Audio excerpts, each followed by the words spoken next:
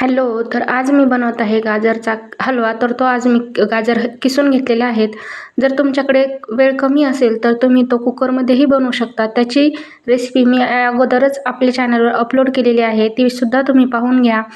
तर माझ्या घरच्यांना पाहिजे होता किसलेल्या गाजरचा हलवा. त्यासाठी मी पुन्हा एकदा हलवा बनवत आहे. त्यासाठी मी गाजर किसून घेतले आणि तूप टाकून अशा प्रकारे 1-10 मिनिटं परतून घेतलेलं आहे बरं का. आणि दुधाऐवजी दुधाची साय टाकली तर खूप छान टेस्ट येते. त्यामुळे मी त्यामध्ये साय टाकली होती. साय टाकल्यानंतर एक थोड्या वेळ पुन्हा एकदा परतून घ्यायचं आहे आणि जे ड्रायफ्रुट्स असतील त्याची मी एकदम बारीक पावडर करून घेतली आहे. कुणाला पाहिजे असेल तर त्याचे थोडे मोठे तुकडेही तुम्ही ठेवू शकता.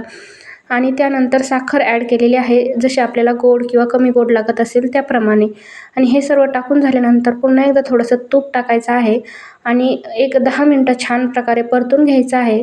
तर ह्या गाजरच्या हलव्याला तर तोडच नाही बरं का, परंतु तुम्हाला कमी वेळ असेल आणि लवकर हलवा बनायचा असेल तर तुम्ही कुकरमध्येही बनवू